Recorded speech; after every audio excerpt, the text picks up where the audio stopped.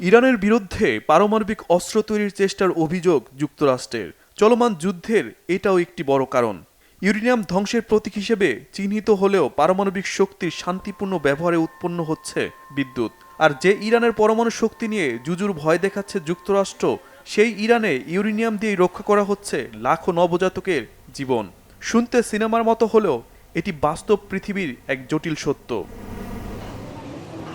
পরমাণু প্রযুক্তি ব্যবহার করে ইরানে প্রতিটি শিশুর জন্মের মাত্র ৩ থেকে ৫ দিনের মধ্যেই শনাক্ত করা সম্ভব হচ্ছে ৫৮ ধরনের জটিল বংশগত রোগ।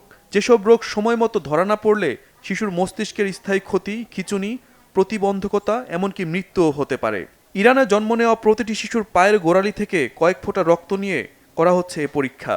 এক সময় যেখানে মাত্র ৩টি রোগ শনাক্ত করা যেত, সেখানে আজ অ্যামিনো অ্যাসিড সমস্যা, fatty acid oxidation disorder, urea cycle ত্রুটি সহ আরও বহু জটিল রোগ ধরা পড়ছে আধুনিক পারমাণবিক প্রযুক্তির মাধ্যমে।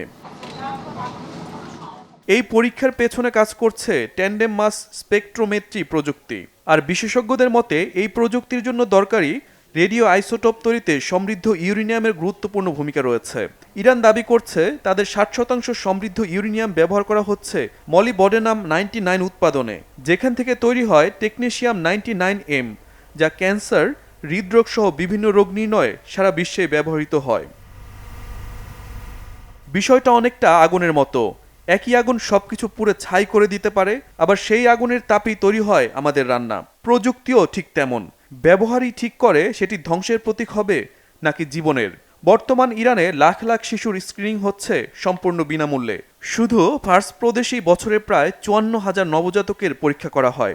বিশ্ব যেখানে পারমাণবিক শব্দ শুনলেই বোমার ছবি কল্পনা করে, সেখানে ইরান সেই প্রযুক্তি দিয়ে হাসপাতালের বিছানায় নতুন জীবনের আশা খুঁজছে। শহীদ আরাফাত, বাংলাভিশন, নিউজ ডেস্ক।